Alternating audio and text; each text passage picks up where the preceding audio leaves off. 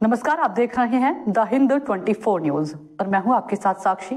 आइए नजर डालते हैं आज की बड़ी खबरों की ओर। फर्जी खबरें प्रसारित करने के आरोप में बंगला ट्रेड न्यूज नामक एक फेसबुक पोर्टल को कानूनी नोटिस भेजा गया है।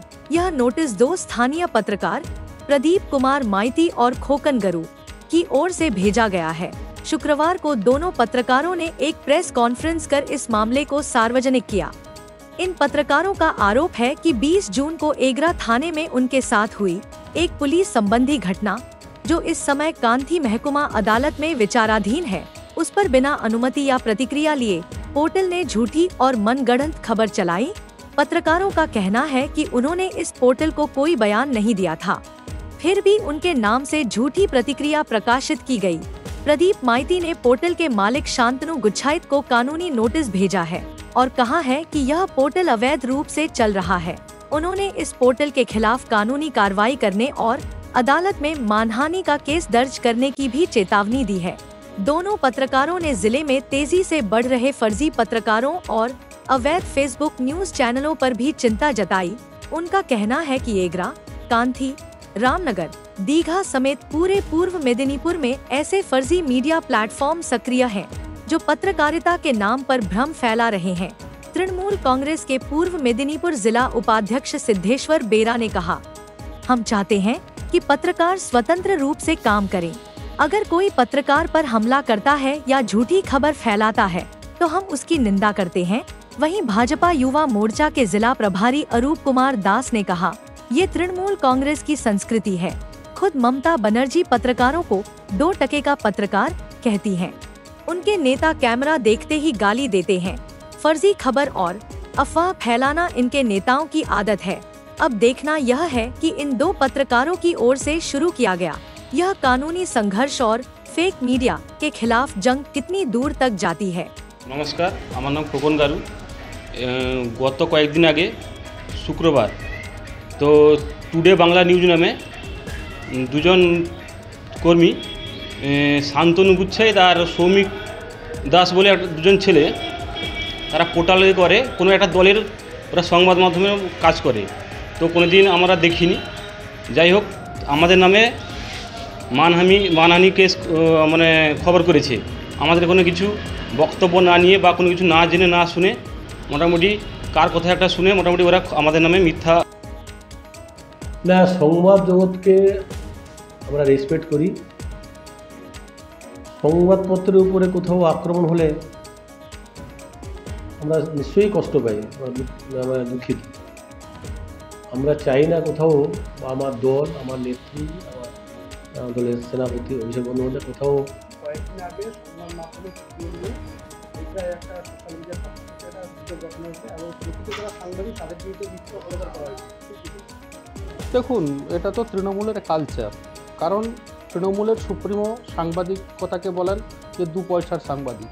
তৃণমূলের সম্পদ সব্যসাচী দত্ত হিম্মত দেখান, মোদিজির বাপ-মা তুলে গালিগালাজ করেন বুম দেখলে।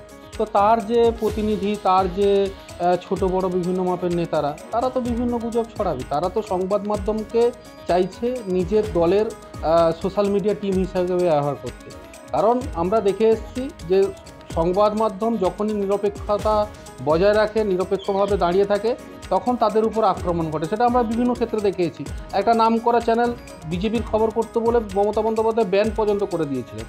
আর এখন বর্তমান পিকের যে লোক এবং পিকের যে চামচা, আর বিশেষ করে তৃণমূলের কি ফ্যাম না কি এরকম একটা গ্রুপ আছে, ঠিক আছে, সব উঠতি বয়সে ওই শুভেন্দুদার কথা যেটা আমাদের বিরোধী দলনেতা বলেন যে লাল চুল কানে দুল, তার নাম যুব তৃণমূল। ওইসব তৃণমূলের নেতারা বিভিন্ন লোককে দিয়ে বিভিন্ন জায়গায় প্রপাগান্ডা করে, বিভিন্ন জায়গায় বিভিন্ন মানুষের ছবিকে বিকৃত করে তারা বিভিন্ন জায়গায় পোস্ট করে।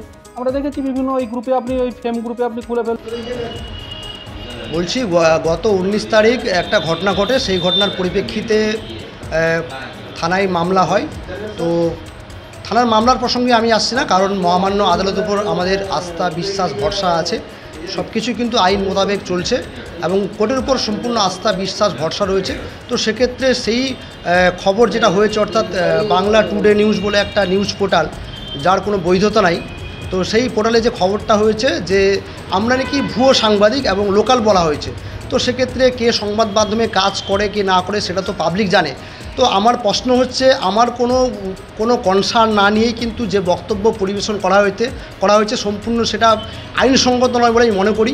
পাশাপাশি আমাকে কোনো জিজ্ঞেস না করেই কিন্তু আমার বক্তব্য সেই সম্প্রচারিত করা হয়েছে এবং নির্দিষ্টভাবে সেই সোশ্যাল মিডিয়ায় বসানো হয়েছে, তা সম্পূর্ণ বেআইনি এবং এর যে কতটা সত্যতা আছে তা নিয়ে কিন্তু আমি প্রশ্ন তুলছি। আমি সাধারণ মানুষ তথা পাবলিকের কাছে বিষয়টাকে উপস্থাপনা করছি এবং আপনাদের মাধ্যমে আমি জানাতে চাই যে এই যে খবর যে বা যারা মিথ্যা সংবাদ পরিবেশন করছে এবং সোশ্যাল মিডিয়ায় তারা আপলোড করছে তা নিয়ে কিন্তু প্রশ্নচিহ্ন থেকেই যায়। অর্থাৎ আমি বলবো সাধারণ মানুষকে, যারা পাঠক কিংবা দর্শক, তাদের কাছে একটাই কথা বলবো, যখন আপনারা কোনো খবর দেখবেন কিংবা জানবেন তো সেই নিউজের কতটা সত্যতা আছে তা আপনারা ঠিকঠাকভাবে যাচাই করুন। এবং যে সমস্ত সংস্থা অর্থাৎ নিউজ পোর্টাল, যেরকম বাংলা টুডে নিউজ বলে একটা নিউজ পোর্টালে যে খবর পরিবেশন হয়েছে তা সম্পূর্ণ মিথ্যা এবং ভিত্তিহীন।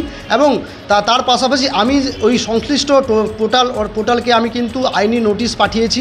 তারপরে কিন্তু যদি সে আইনি নোটিশের পরিপ্রেক্ষিতে কোনো জবাব না দেয় কিংবা তার বক্তব্য পরিবেশন না করে, তারপরে কিন্তু আমি তার বিরুদ্ধে কোর্টে মানহানি মামলা করব, এমনটাই কিন্তু আপনাদের মাধ্যমে জানাচ্ছি।